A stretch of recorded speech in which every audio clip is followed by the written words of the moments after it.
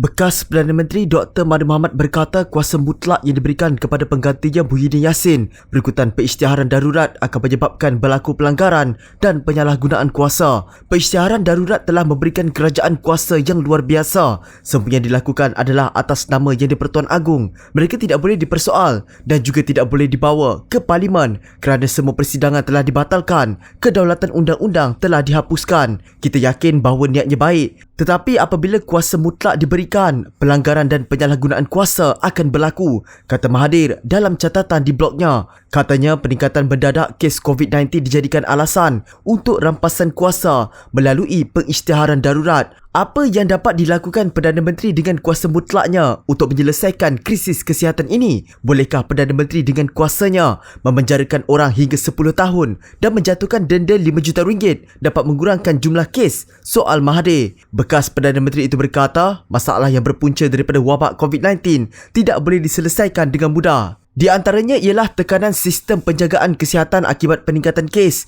kesesakan di asrama pekerja asing hingga menyebabkan peningkatan jangkitan dan juga masalah ekonomi. Nasihat apa yang boleh Muhyiddin berikan kepada Agong yang akan mengurangkan jumlah mereka yang dijangkiti, mereka yang harus dirawat di hospital, mereka yang akan mati? Soal Mahathir. Tambahnya, Kerajaan Perikatan Nasional yang dipimpin Muhyiddin telah hilang majoriti dan hak mentadbir. Maka hanya melalui pengisytiharan darurat, kerajaan minoriti memperoleh kuasa untuk memerintah. Pada 9 Januari lalu, pengerusi UMNO Kelantan dan Ahli Parlimen Machang Ahmad Jazlan Yaakob menarik balik sokongan terhadap Muhyiddin dan Kerajaan Perikatan Nasional. Beberapa hari kemudian pada 12 Januari, Ahli Parlimen Padang Rengas Nazri Aziz pula mengumumkan menarik balik sokongan terhadap Muhyiddin dan kerajaan. Dengan penarikan sokongan oleh Nazri, kerajaan Muhyiddin hilang majoriti dengan hanya disokong 109 daripada 220 anggota Parlimen. Dalam catatan blognya hari ini, Mahathir berkata, darurat tidak perlu dilaksanakan sejak awal kerana kerajaan sudah mempunyai kuasa